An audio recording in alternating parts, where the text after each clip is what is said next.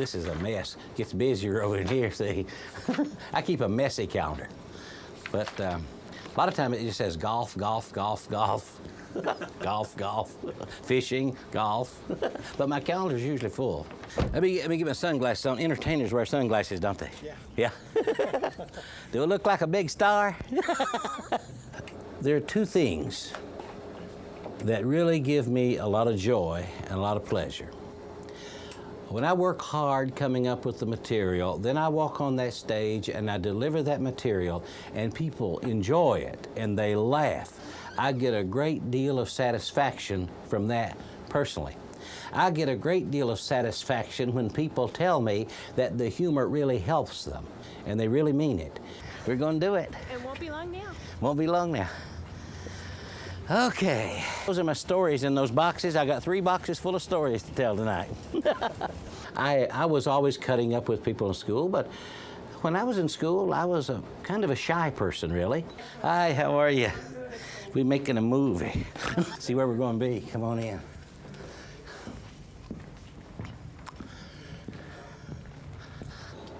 And I think I still am to a certain extent, but I've overcome it.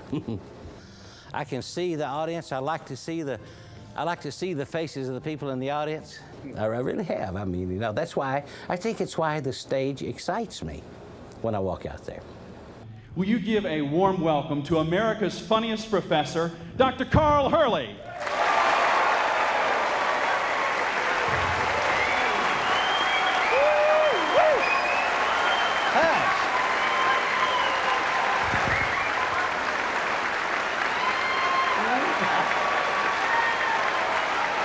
Goodness.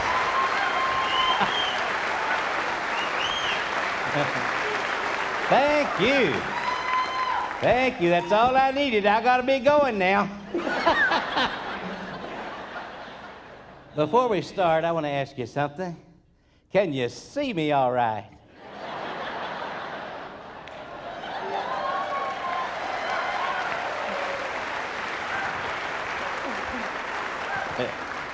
You can't believe what a deal I got on this coat.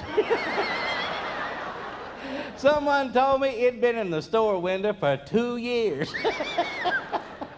No, I had this coat special made for a special occasion. This is a special occasion. And I'll tell you why I had to have it special made.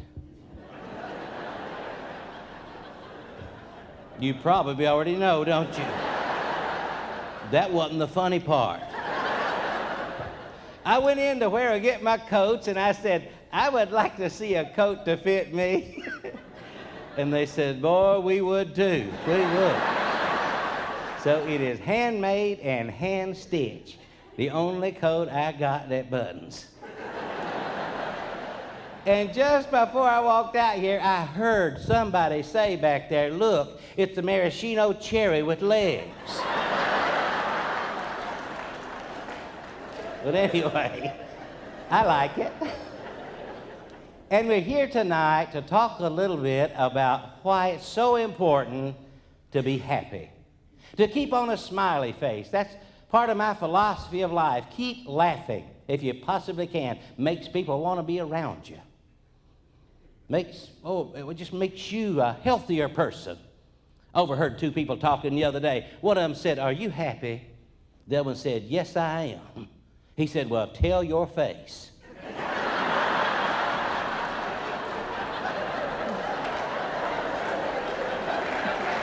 Yeah, thank you.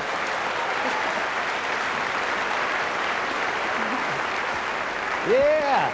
He said, your face hasn't gotten the word yet. Now, you know people that way. Be happy on the inside and let it out through your face. Makes the world a better place to be. Now, you know as well as I do that all days are not laughing days. If you have been on this earth any length of time, you've had days that are not laughing days, and you'll have others. But laugh when you can. We had a hard time laughing around here in Lexington last summer. We went through one of the worst droughts we had had in years. Farmers were trying to keep on a smiley face, but it was not easy. They had to work at it. I was down at the store one day, and I was talking to one of them. He said, I've never seen it so dry. He said, I was down at my pond yesterday, caught a catfish. It had a tick on it.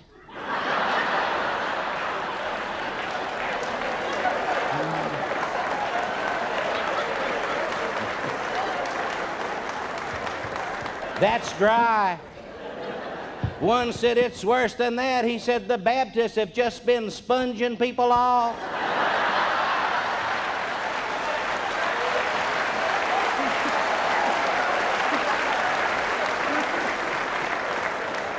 He said the Methodists are going all over town giving out rain checks. So we need water. We really do. And I know every day's not laughing days. I just got back from the doctor. Folks, this has got to go. It has. Got to do something about it. Now, he's been patient with me, but it's got to go now. I've tried everything. I was on one of those 30-day diets.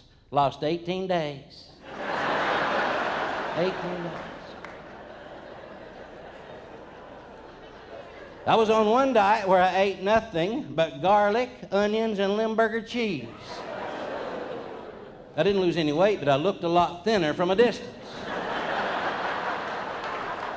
Oh, thank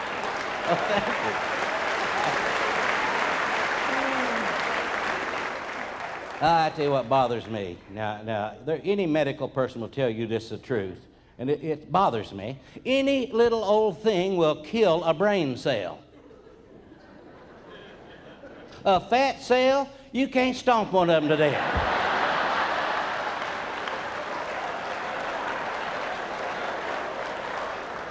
You couldn't lay it right here and kill it with a ball-peen hammer. And when you diet, they don't leave. No, they just hunker down. And they wait for you to eat. You have one Big Mac, and here they come. Beats all I've ever seen in my life. Well, now I've joined Weight Watchers. Oh, I have. It's not kicked in yet. I won't go to the meetings. I said, when the meetings start? They said 10 o'clock in the morning. I said, I'm not usually through breakfast by that time. But I am trying. It's a good program. It really is. Good program.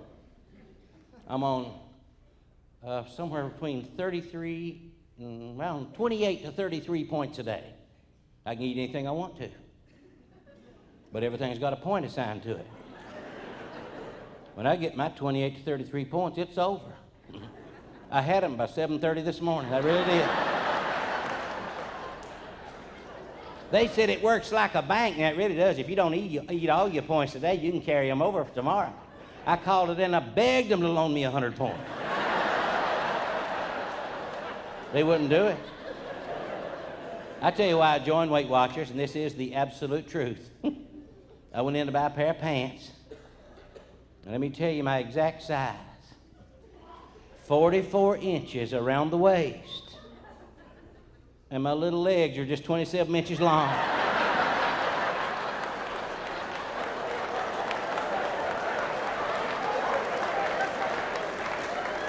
It's pitiful. It is. The woman said, now they're real nice out there, and it's a wonderful program. It really is. If you'll work it, it's a good program. She said, what do you want to accomplish at Weight Watchers?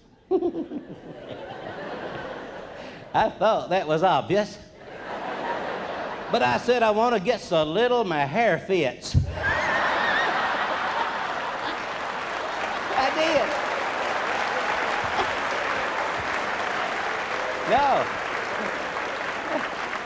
No, I'm not bald. I'm not. I look it.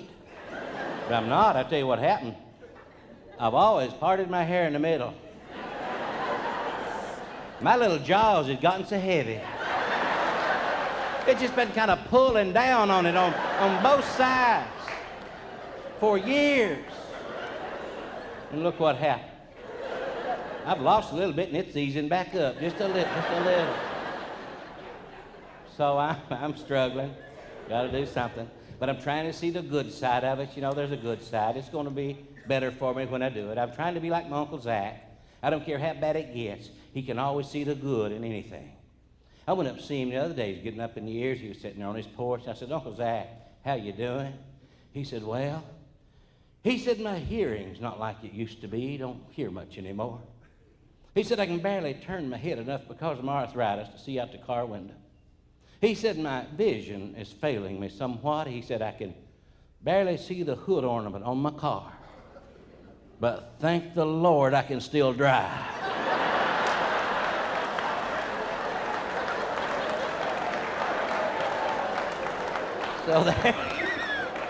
So that's always some good in it, no matter what it is.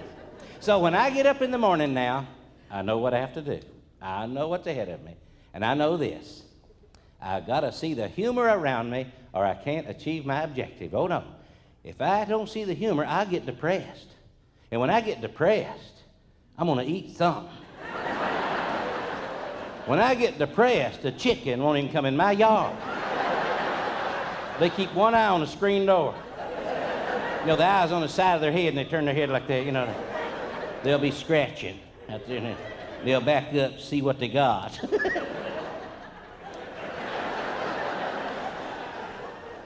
You keep one eye on me at all times. But when I'm having my coffee in the morning and reading the paper, I'm looking for something funny. Now, you know, a newspaper is not the best source of humor. Most of what's in there you can't laugh at, but sometimes there'll be something that'll jump right off the page at you. The other morning, there was a headline. It said, "High school dropouts cut in half."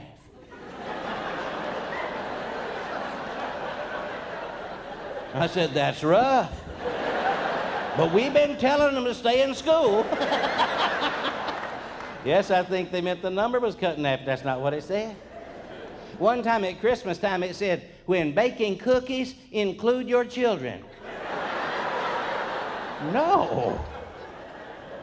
I like chocolate chips. I tell you, church bulletin's a great source of humor. Oh, yeah, because it wasn't meant to be funny. It's meant to be serious. The other day, one letter, one little typo changed everything. There along the bottom of the page was the thought for the day. It said, "Change your wife through prayer."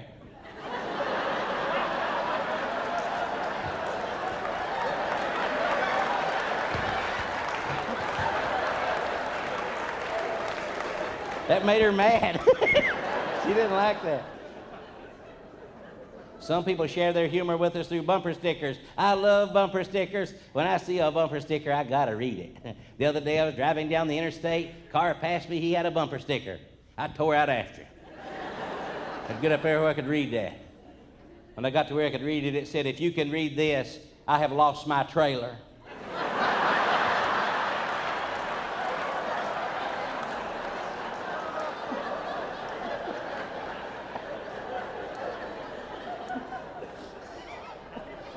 Oh, I tell you, you never know where humor's going to pop up. As for 8 years, I was a professor at Eastern Kentucky University. Eastern Kentucky University is in Richmond, Kentucky, just 25 miles south of here. Fine institution. One of the things I enjoyed a great deal was talking to my students about what they planned for their lives, you know, what they wanted to achieve when they left school. One year, about 2 weeks before school went out, I had a young man in my office, and I said, "Now tell me, son, what do you have planned for yourself?" He said, "Well, I want to graduate in about 2 weeks." I said, "Good, that's good." A lot planned to. He said, "I want to get me a good job." I said, "That's great." And he said, "I want to get married." I said, "Now that's a fine plan." He said, "But I have a problem." I said, "What's your problem?" He said, "Every time I bring a woman home, my mama doesn't like her."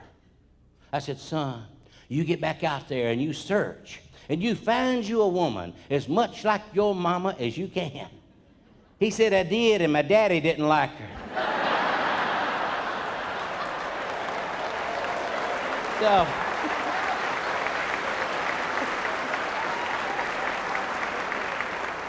it's always something in it.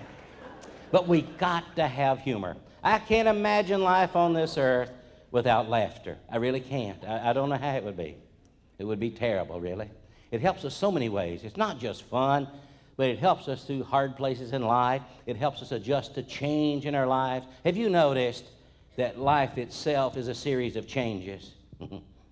I noticed that some time ago. Some come quickly.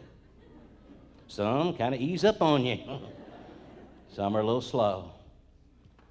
I haven't changed much. Thank the Lord, I haven't changed much over the years. I'm so thankful for that. I see people I graduated from high school with. They have changed so much.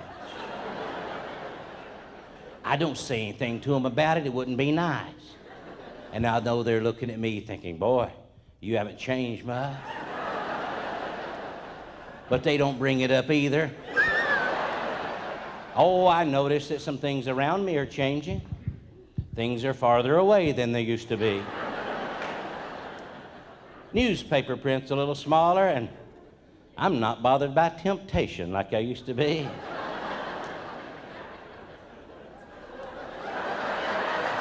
I can tell you still are.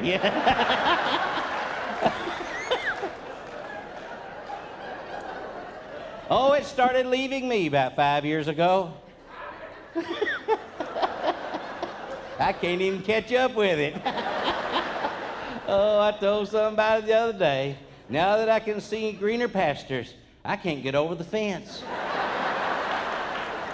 It's just a thing that happens in life. But you might as well laugh. You just might as well. I go back home, folks, as often as I can, in search of the humor that I had when I was growing up. If you go to... I do. I go all the way back to Laurel County. I go back to Laurel County as often as I can, looking for the humor that we had when I was growing up there. Yes, I was born on the banks of the Rockcastle River, East Bernstadt, Kentucky. East Bernstadt, Route 1. You're from East Bernstadt. There is another one. Yes, right from... Are you from downtown East Bernstadt? I'm not. It takes you a while to get to my house from downtown. Well, but my mom and dad, when they were just out of their teens, they got married and acquired a little spot of land on about a 45-degree angle above the river. I'm not exaggerating this. They chopped down the trees and built a 2-room cabin. That little cabin had a chimney between the 2 rooms, had a fireplace for each side. And in one of those rooms is where I was born. And in that little house is where I lived until I went off to college. Now, by the time I can remember the house, they had built on 2 more rooms. But until I went off to college, I had never lived in a house that had central heat, running water, or indoor plumbing. I love change. I do. Love change. But I tell you what now, I've written a little book on this. We weren't poor. We just didn't have any money. There's a big difference. Because every night when my little sister and I would come home from Mount Zion Elementary School down on the river, my mama would have a big supper on the table. My mama got this started. She is still a great cook. She's turned 80 this past year. She lives in a little apartment in London, Kentucky. I go see her as often as I can, and I never slip in on her. I say, Mama, I'll be there about noon tomorrow. Now, don't you go cooking up anything. I can hear the black iron skillets rattling in the background. Every recipe starts off, take 2 cups of lard. I tell you what, it's good.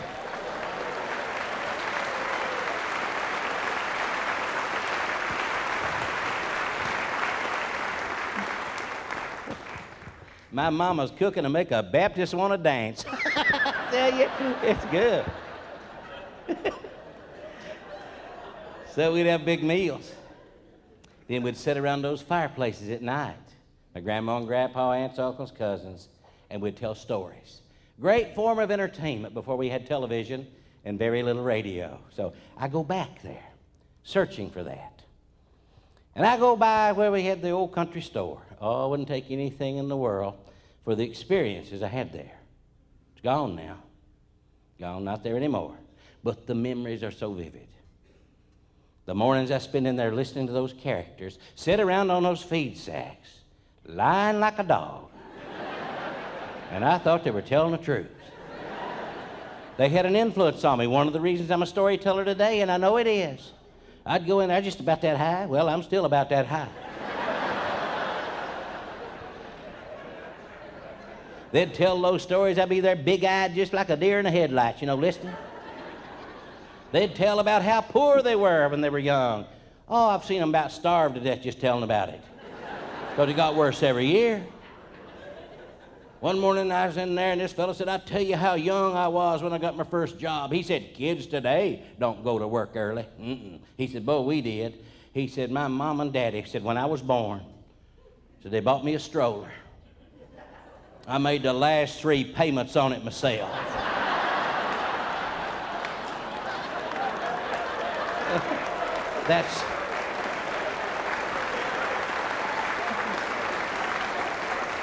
That's young.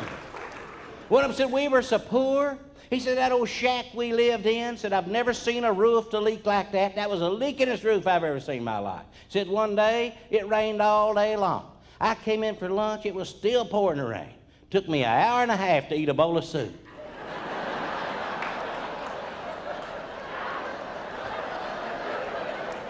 And here I am soaking this all in and believing it. One of them said, "Y'all weren't poor." He said, "When I was born, my mom and daddy couldn't even afford a baby bed for me." He said, "They had this big old chest of drawers." Said, "They pull out that top drawer, fold up a blanket and put in there and put me in that drawer. That's my baby bed." Said, "Every time I'd start to cry, they'd slam that drawer shut." He said, "I've been afraid of the dark all my life." Another than be whittling over, he said, "Y'all wasn't poor." He said, "Let me tell you about us. On Groundhog's Day, we had to use a possum.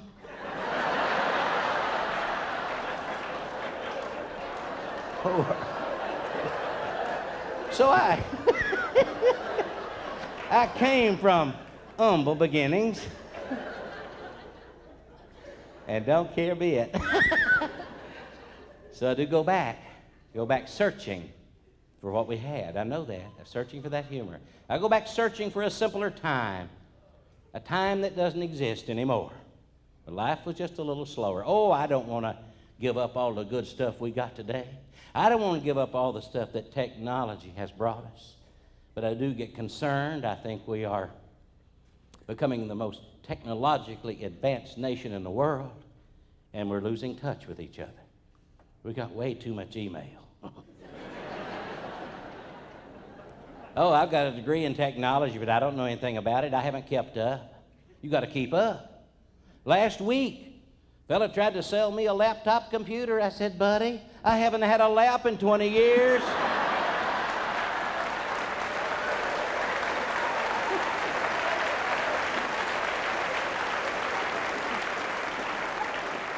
I would have no place to put it." Yes, we've got it pretty good in this country. We don't know how to appreciate it sometimes. We take for granted what we have. I was reading last week about a fellow in Russia, took his car in to be worked on. They said it needs a new transmission.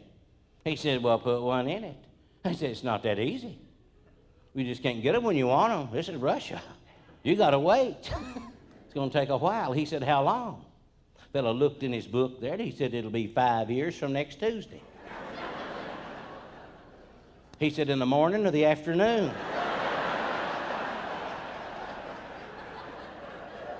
He said, "Man, it's 5 years. What difference does it make?" He said, "The plumber's coming in the afternoon." Well,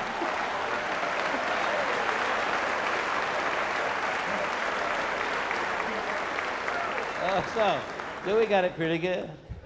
Oh, I haven't kept up with technology. I don't even know what my telephone will do, all the stuff it'll do. I don't know. I know this, I do some weird things with it.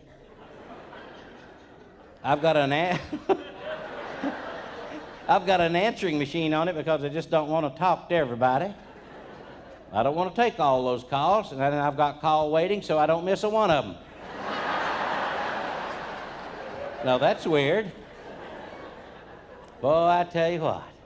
But because of the telephone, we have been blessed, have we not? With telemarketers. Oh, yes, we. Now, if you are a telemarketer, I'm not talking about you. I'm talking about those that call me at supper time. Don't mess with me when I'm eating. I got an old dog. He's the kindest old dog in the world. He would never bite you unless you mess with him when he's eating. He learned that from me. Yeah, they'd call me and they'd start talking. They would talk, and I'd tell them no. And they wouldn't accept that. They'd talk some more, and ask me again. I'd tell them no again. We'd go through that 2 or 3 more times. Finally, by the time I hung up, I'd start feeling like I'd been rude to them, and I don't want to be rude to anybody. I'd feel bad. I said, this has got to stop. It all stopped the day I realized you don't have to talk to them about what they're talking about.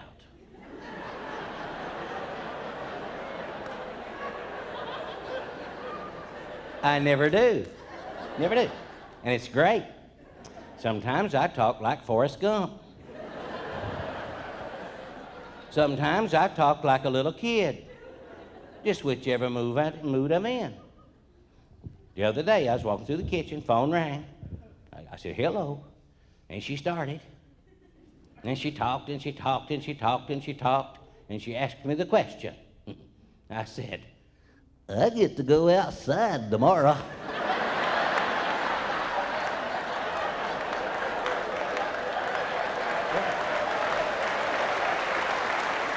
Now, you could tell, you could tell that wasn't in her book. There's a pause there. She's going through her book, you know.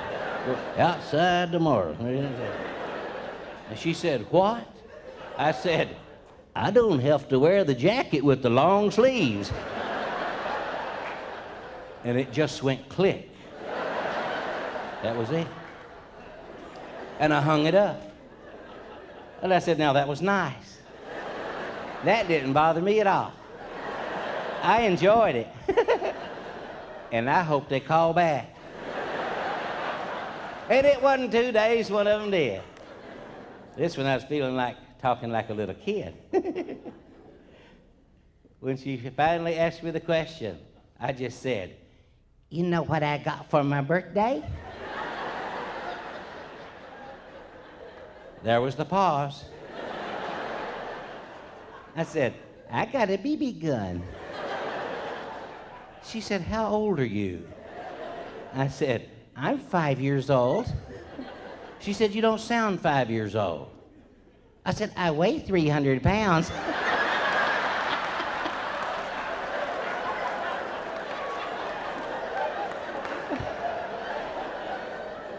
And I was just getting ready to tell her that I was going back to the doctor tomorrow, but she'd already hung up. Now, I'll tell you one. I'll tell you one that I've used one time. Now, I've only used this one once. I'm not going to do it anymore. It's just not nice. You should think through them. Oh, it's not real bad, but I just don't think it sounds nice. I'm not going to do it. But anymore. But it did work fine. Yeah, I was in the mood to talk like a little kid. And the phone rang. I said hello, and she started. She got all finished. You've all heard little kids say this. I said, I got a secret. There was the pause. I'm not supposed to tell it. But Grandma's in the attic.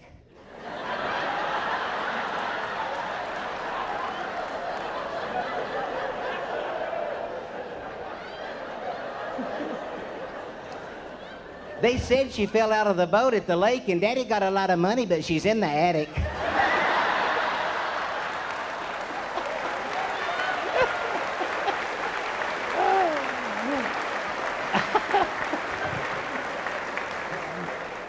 Yeah, I don't think I'll use that one anymore. It just doesn't sound right. But I tell you what I do now sometimes. It works real well. So what I noticed they were doing, they'd call, I'd say hello, and they'd say, I'd like to speak to Mr. Hurley. I would say, this is he. And they'd say, how are you today, Mr. Hurley? Well, I got to figuring on this. That wasn't why they called. They didn't care how I was. They thought I'd say, fine. And they would start with a spiel. You know, when they start, you can't butt in. So now, if they ask me how I am, I tell them. It's not what they want.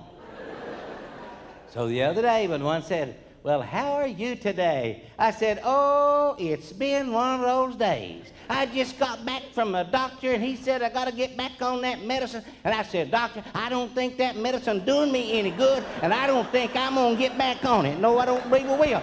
Well, he says I got to get back on it. And he said another thing, he thinks I'm...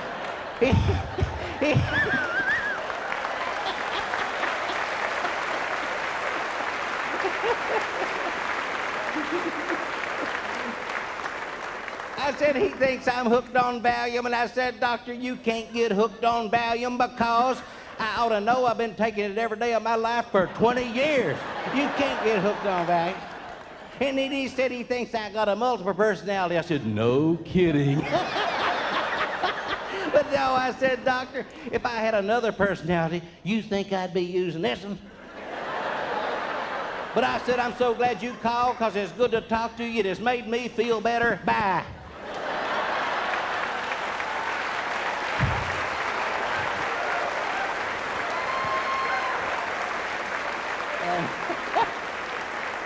And that works. You can't be too careful when you're communicating. Someone told me the other day, said this couple celebrating their 60th birthday. Their birthday was the same day. They were born on the same day. They're 60 years old, having a birthday party, been married for about 35 years. They were good people, good neighbors. Everybody thought the world of them. All the neighbors gathered up, and they were going to have a big birthday party for them. The party was going fine. The man and woman sat down at a table over here to the side and just watching everybody else have a good time. And a pot of flowers there on the table, and said there was a little genie came out from that pot of flowers and said, y'all are good people. You're kind people. Everybody just thinks the world of you. I'm going to grant you one wish apiece for your birthday. Asked the woman, said, what would you like? She said, well, I've always wanted to take a trip around the world. Poof. She had tickets in her hand. Asked the man, said, what do you want? He leaned back in his chair, had kind of a smug look on his face. He said, I'd like to have a woman 30 years younger than me. Poof, he was 90 years old.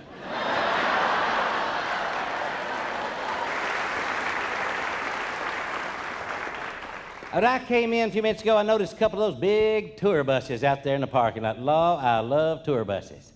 They bring nice people to my shows, and I just love them.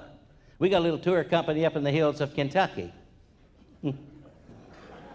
The other day, they wanted to take a mystery tour. You ever been on one of those? You don't know where you're going till you get there. You pay your money and get on, don't you? They thought it'd be funny if everybody would, or be fun, if everybody would put $5 in a hat and write on a piece of paper where they thought they were going. The one that guessed it would win the money. Said the bus driver won $175.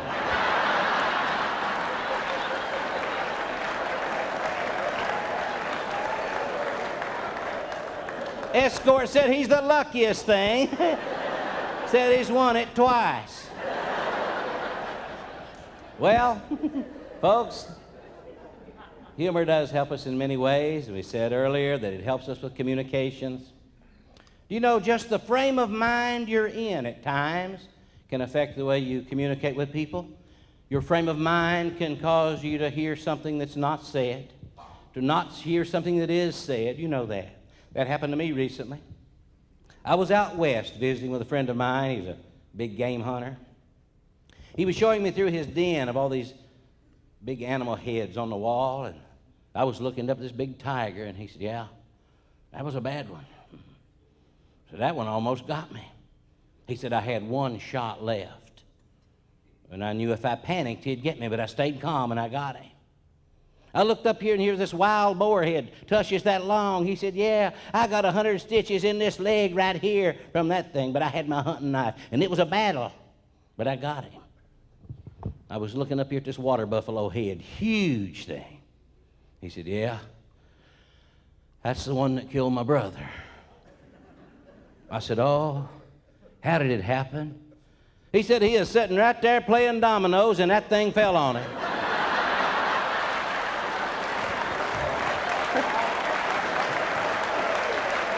So,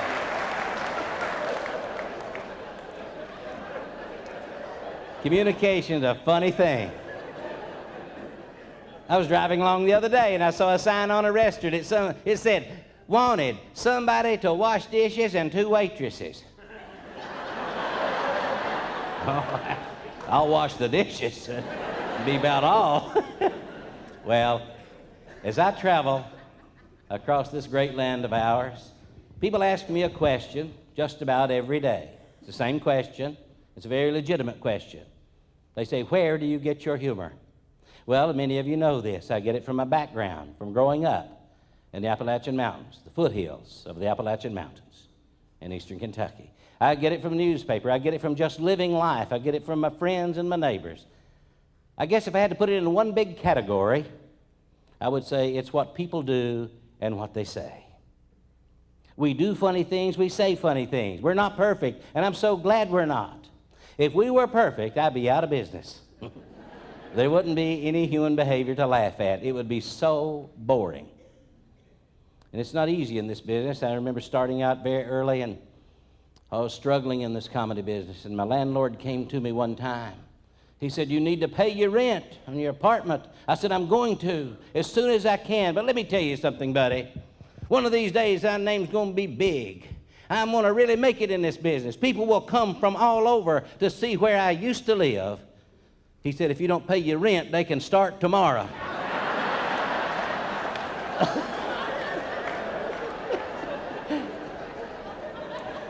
You just got to laugh. Because human behavior is one of the most interesting things on earth. I love true things.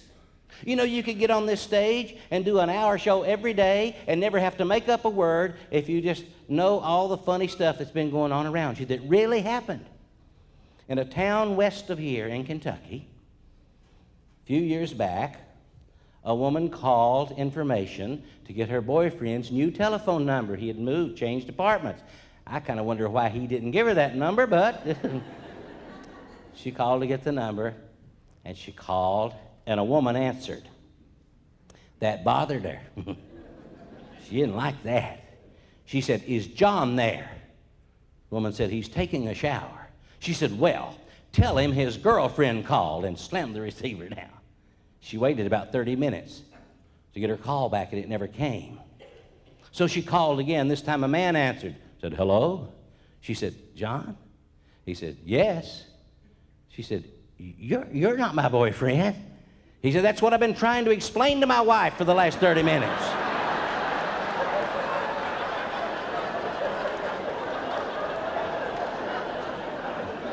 We do it because we're human. I know a fella that had an office party, typical office party that you hear of, went on kind of late. One of his secretaries got a little tipsy. No, she wasn't a little tipsy. She's a lot tipsy. She was loop-legged. And he wasn't going to let her drive back to her apartment that night. He said, I'm not going to let you get in your car in this condition. He's a good man. He's going to take care of her. He said, I'm going to take you back. You're going to leave your car here at work. Tomorrow morning, you get up. You call somebody that works here. You ride in with them, and then you can have your car. So he finally got her in the car, and he got her back to the apartment, and got her out, you know, and got her in, took off.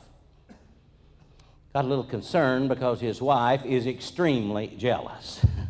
He said, I hope she doesn't find out about this. Nothing was wrong. Everything was on the up and up, but she'll fuss at me. Well, the next night, he and his wife were going out to dinner.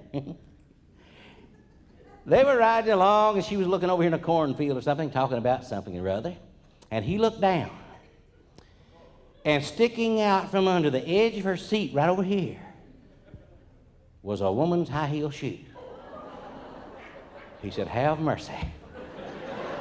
If she sees that, I won't even get a chance to explain. So he kept her attention over there, and he got to raking that shoe over there, kind of under his legs there a little bit. Got it where he could get a hold of it.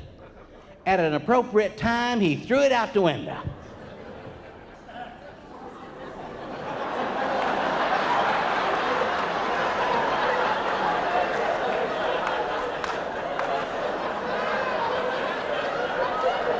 This is the trouble with an intelligent audience. Yes, that's what happened. Yes, it is. They got to the restaurant and he hopped out. And he said, "Aren't you getting out?" She said, "Have you seen my other shoe?"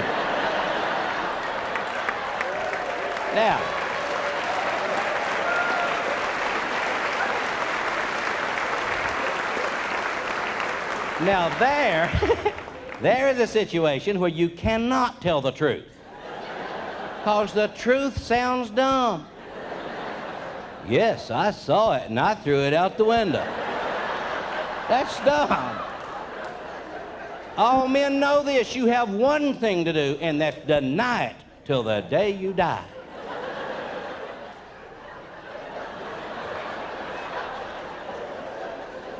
Don't know what happened to that shoe. We do it. Oh, human beings, I love them. I was coming through Eastern Kentucky recently, and I stopped at a little Greasy Spoon restaurant. It's back before I got on Weight Watchers. And man, I had me a steak about that thick. And I watched that old boy when he brought it out of the kitchen. All the way across the floor there, he had a death grip on it. He had his thumb on that thing, man. He put her down on my table. I said, "Hey, why did you have your thumb on my steak?" He said, "I didn't want it to fall on the floor again."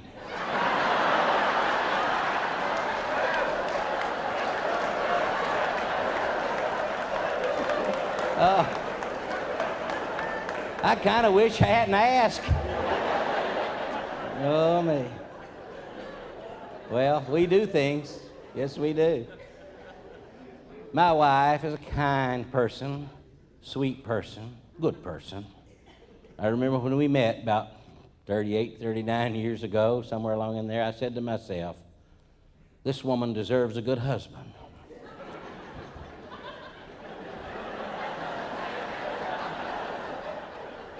But,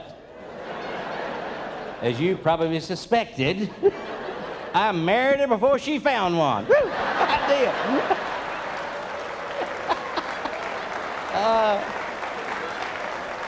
Now, the reason I'm telling you this, I'm saying she's a kind person, she's a good person. I tell her this to her face, she's got more hang-ups than a walk-in closet. But some of them make her a safer person. She loves to go to England. She just loves to go over there. And the first time she went over, some years ago, I gave her some tickets on Delta Airlines that I had saved up, and she and her friend went. And they stay in this old hotel. Now, she's frugal as she can be. She's not going to spend her money on something she doesn't need, and she's going to just need a place to stay, and she's going to spend her money on something else. Now, one of her hang-ups is if she's staying in a hotel, she's not going to go to sleep if she's above the second floor until she finds out where all the fire escapes are. Well, they got there to this hotel, and she put her bags in the room, and she headed down the hall, looking for the fire escape. She didn't know that this old hotel, a lot of them do this, had a common bathroom for that floor. She got down to the end of the hall, and she saw this door. Thought, I wonder what this is. She jerked it open. There's a fella in there taking a shower. And she's real easily embarrassed. She didn't see him. It was all steamed up, and she just dropped her head down. She said, excuse me, I was looking for the fire escape." And she slammed the door and took off down the hall. How she go.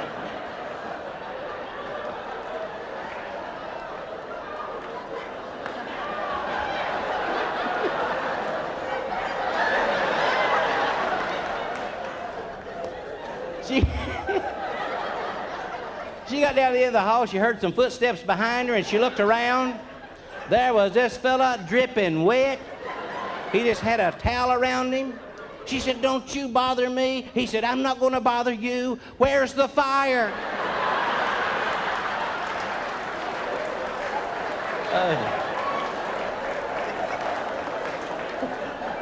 Oh, me.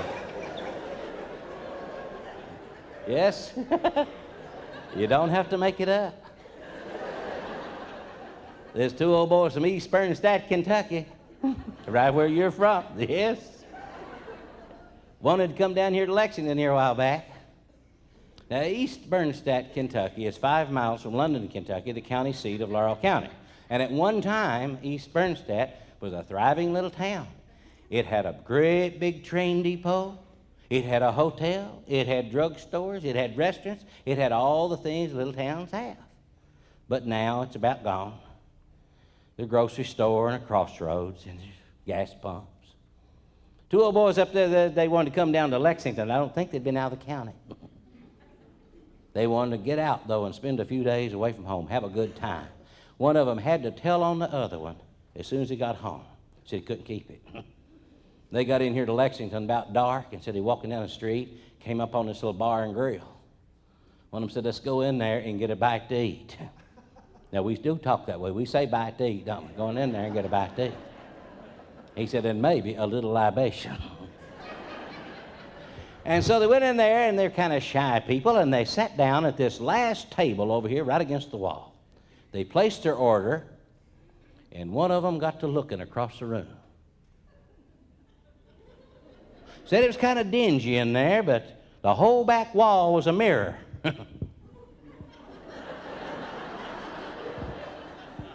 He punched his buddy. He said, look yonder. We do say yonder. He said, look way over yonder at that last table against the wall.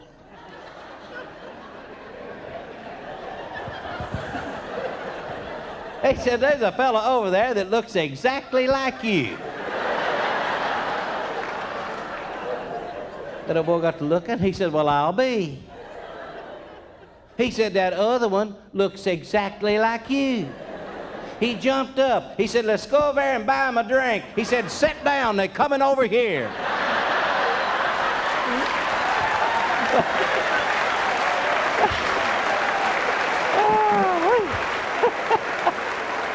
Oh, goodness. Now, I'm not putting down anybody from East Bernstadt, Kentucky. These are my people. They're good people. They're hard-working people. They work hard. They'll treat you right, and they're honest. Old boy was out putting up hay one day up there, and he was putting her up. He noticed the clouds were rolling in. He's needing to get that hay in the barn. Broke his tractor. Broke a piece on it. He needed to go to town and get that piece. He jumped in his old Hudson Hornet. This was a while back. And he is going out that road, boy, gravel's flying. Sheriff saw him, pulled him over, said, you speeding? Fined him $10. That was a while back, wasn't it? He said, now, you can pay me or you can stop by the office and pay you the way you want to. But I said, I'll just pay you. Reached and got his billfold. He's opening up his billfold and he glanced up at those clouds.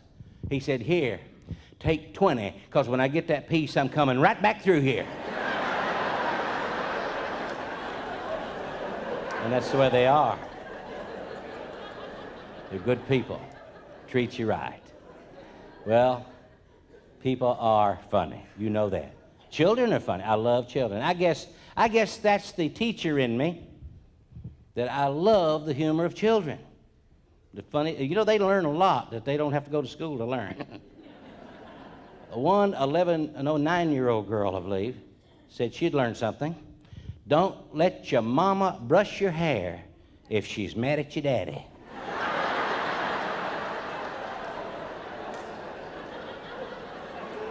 These are practical things that they learn outside the schoolroom. One boy, 14 years old, now 14's a good age to learn this.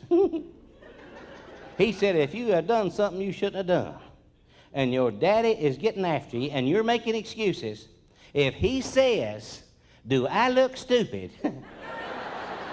Don't answer him. He had learned that. Yes, I love the humor of children. First grade teacher was telling me one day, said she had had show and tell at school. And she asked him what they had brought. She said, Sarah, what did you bring? She said, well, see my little necklace? Said, it's the Star of David. Said, we're Jewish, and I'm going to tell you and tell the class about what its significance is, you know, for our religion. She said, Judy, what'd you bring? She said, well, look at my necklace. It's a crucifix. Said, we're Catholic, and I'm going to explain what it means. She said, Johnny, what did you bring? He said, we're Southern Baptists. I brought a tuna casserole. Well,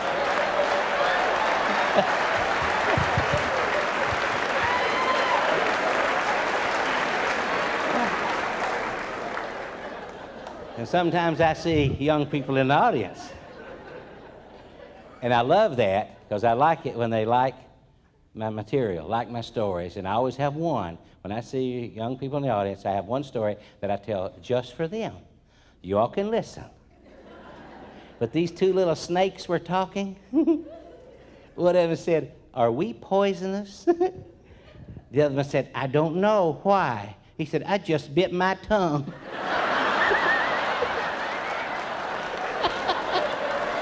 Well, anyway. Oh, goodness. Yes, human behavior is probably one of the funniest things on earth. I was in the grocery store the other day. See, you can overhear so much. If you just kind of listen, just push your cart along, listen. This woman walked up to another one. She said, "How you doing?" "Fine." She said, "How's Fred?" She said, "Oh, didn't you hear?" Said, "Fred passed on." "Oh, no, I didn't hear." She said, "Yeah." She said, "I sent him out to the garden." Said, "I was fixing up a dish to take to a church potluck, and I sent him out to the garden to get some stuff." Said he reached down, he cut off a head of cabbage, and he was trimming off those outer leaves there, and then just fell dead right there.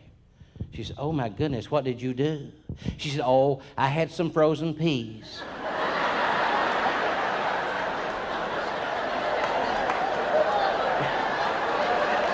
So,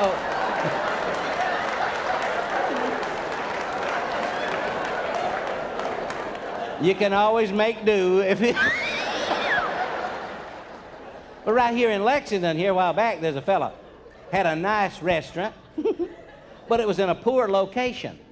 So he got him another building in a better location, and he reopened his restaurant. Well, on opening day, he got nice cards and letters from his friends. He got a bunch of flowers, and that night after work, he was looking at his flowers and had one bunch there with a little card on it. Said, "Rest in peace." Well, that kind of confused him. The next day, he called the florist. They said, "You're confused. There's a funeral out there someplace that's got a bunch that say, 'Good luck in your new location.'" So,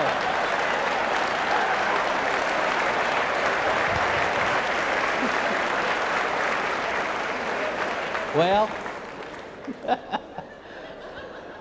that reminds me of the preacher that moved to town the other day.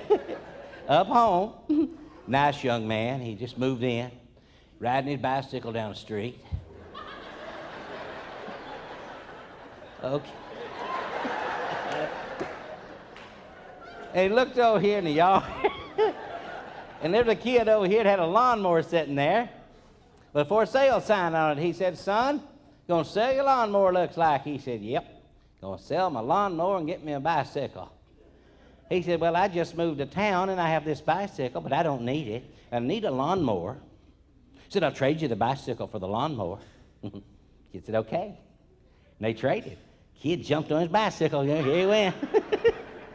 Preacher pushing a lawnmower down the street. After a while, kid rode by the preacher's house. The preacher was out there in the yard just...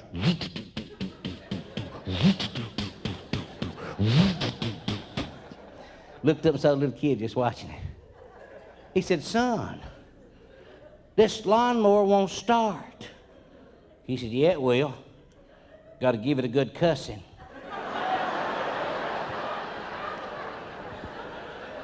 He said, "Son, I'm a minister. I don't cuss. I have forgotten how to cuss." He said, "You keep pulling on that rope. It'll come back to you." Yes.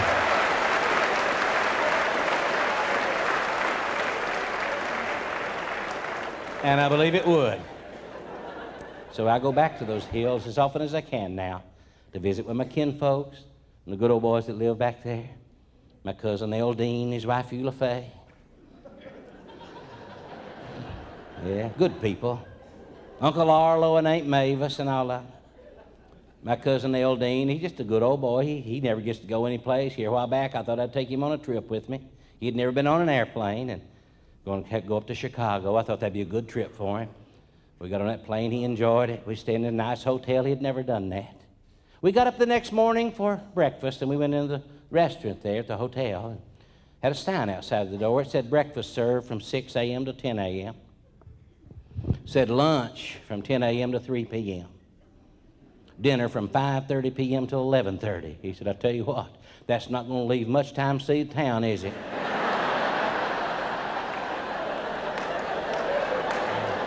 No.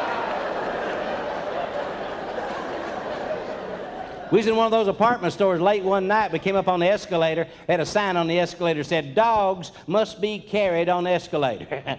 He said, where in the world are we going to find a dog this time of night?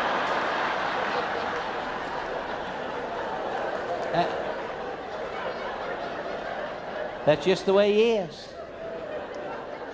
But he's real puzzled right now. He's got something really bothering him, and he called me the other day, and I said, what is it? Eula Faye has made him get himself a cell phone. He didn't want one. She's trying to keep up with him. I know what she's doing. He's real puzzled. I said, what's bothering you? He said, well, first day I had that thing, I went to Walmart. She called me out there. Then I went down to stock sales looking at some cows, and she called me down there. So on the way home, I stopped at a used car lot there looking around, and she called me there. He said, how in the world does she know where I am? I said,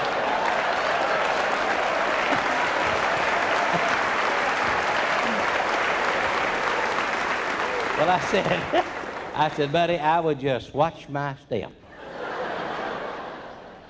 Well, anytime I need a news story, I can call Aunt Mavis, talk about Uncle Arlo. All I have to do is ask Aunt Mavis, what's he been up to now? Called up there the other day. She said, oh, he's mad as a wet hen. Mad at his doctor. Oh, the doctor didn't do anything bad. The doctor was, I guess, kidding him, and he didn't like it. Because he went to the doctor, he came home fussing and said, that doctor's too young to have a medical degree. They must be giving medical degrees out in high school. Said, I saw his little stethoscope, said Fisher Price. I said, well, what was his problem? She said, well, he was real embarrassed. Said, he asked the doctor, said, could you give me something to restore my youthful pleasures? Said the doctor said, how would you like a train set?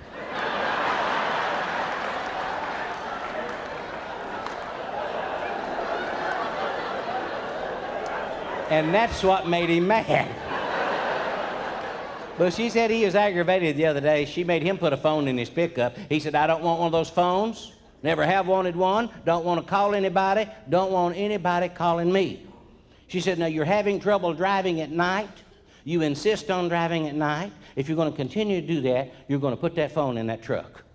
So he did. The other night he was off at a lodge meeting. She heard on the radio there was a vehicle going the wrong way on I-75. She called him. He said, hello. She said, where are you? He said, I'm coming home. She said, are you on I-75? He said, yes, I am. She said, be careful. There's a vehicle out there going the wrong way on I-75. He said, one, there's hundreds of them.